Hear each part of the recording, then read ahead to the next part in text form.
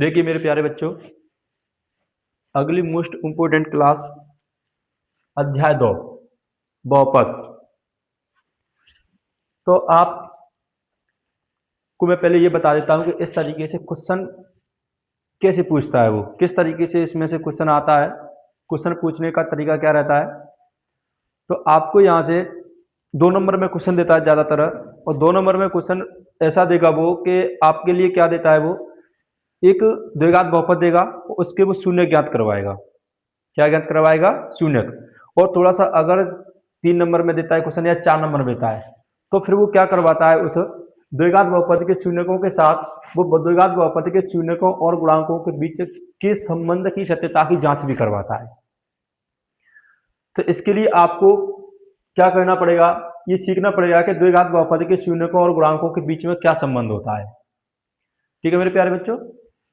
तो अच्छा, एक बात और सीख लो कि मैंने आपको एक बात बता देता हूं कि मैंने आपके लिए अध्याय 1 के मोस्ट इंपोर्टेंट क्वेश्चन डाल दिए। ये अध्याय 2 के मोस्ट इंपोर्टेंट क्वेश्चन है, वो इस क्वेश्चनों की संख्या 5 या 6 रहने वाली है।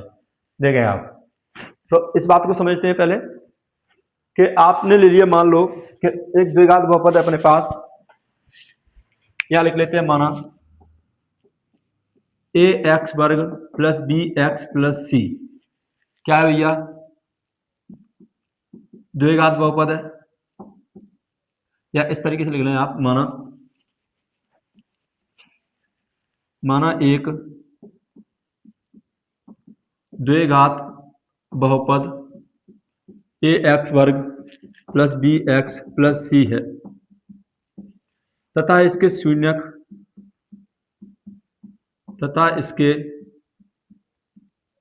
शून्यक अल्फा और बीटा है। इस तरीके से आपने मान लिया है कि एक द्विघात बहुपद आपने व्यापक रूप में क्या मान लिया भैया कि ax वर्ग प्लस bx प्लस c है तथा इसके शून्य क्या है, अल्फा और बीटा है। तो अगर आप यहाँ ध्यान से देखें तो यहाँ पे x वर्ग में क्या गुणा हो रहा है, आप एक शून्य तो हो गया अपने पास अल्फा और बीटा। यहाँ पे देखें थोड़ा सा इसके गुणांकों को देख लेते हैं। गुणांक क्या है, तो x वर्ग का गुणांक आपको दिखाई दे रहा है कि x की घात 2 में किसका गुणा हो रहा है, a का। तो आप यहाँ लिखेंगे a, फिर लिखेंगे आप x का गुणांक। तो यहाँ पे x का गुणांक क्या है भैया, b, और इसको बोलते हैं आप अचर पद। क्या बोलते हैं?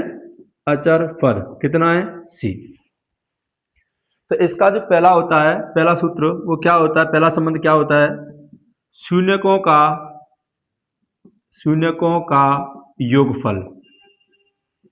तो शून्यकों का जो योगफल होता है वो क्या होता है, माइनस x का गुणांक और बटे में आता है x की घात 2 का गुणांक।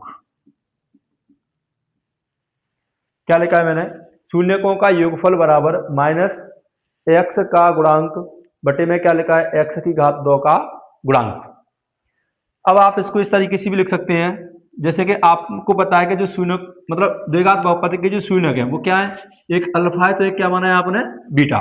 तो इनका योगफल, तो आप इनको क्या लिख पाएंगे, अल्फा प्लस बीटा। योगफल का मतलब क्या, प्लस, और शून्यकों का योगफल कह रहा है तो शून्य कौन कौन से, अल्फा और बीटा है, तो अल्फा प्लस बीटा बराबर, इसने क्या माइनस क्या बोला है, एक्स का गुणांक। तो यहाँ पे एक्स का गुणांक क्या दिखाई दे रहा है आपको, बी, तो आप यहाँ लिख देंगे बी बटे में एक्स की घात 2 का गुणांक क्या दिखाई दे रहा है, 1, तो आप यहाँ कितना लिख देंगे, 1। तो इस तरीके से अल्फा प्लस बीटा क्या आ जाएगा, अल्फा प्लस बीटा बराबर आ जाएगा भैया माइनस के बी बटे ए। इसी तरीके से इसका एक और होता है दूसरा, वो यहाँ पे देखेंगे इधर। दूसरा क्या होता है, शून्यकों का गुणनफल। तो शून्यकों का गुणनफल क्या होता है, अचर पद और बटे में आता है भैया, बटे में आता है x की घात 2 का गुणांक। तो शून्यकों का गुणनफल अब की बार क्या करवा रहा है, गुणा। तो शून्य कौन कौन है, अल्फा और बीटा। तो आप यहां लिखेंगे या करके अल्फा इंटू बीटा बराबर अचर पद। तो अचर पद क्या है अपने पास, c, तो यह आ जाएगा c बटे में x की घात 2 का गुणांक। x की घात 2 का गुणांक कितना है, 1, यहां बटे में कौन आ जाएगा, 1। तो इस तरीके से आप द्विघात बहुपद के शून्यकों और गुणांकों के बीच में संबंध बता सकते हैं। तो क्या होता है कि शून्यकों का योगफल बराबर माइनस एक्स का गुणांक बटे एक्स की घात 2 का गुणांक, और या आप इसको लिख पाएंगे अल्फा प्लस बीटा बराबर माइनस के बी अपॉन ए। इसी तरीके से एक होता है शून्यकों का गुणनफल बराबर अचर पद बटे एक्स की घात 2 का गुणांक, या आप इसको लिख पाते हैं अल्फा इंटू बीटा बराबर क्या, सी बटे में ए। इनको आप अच्छे तरीके से याद करें।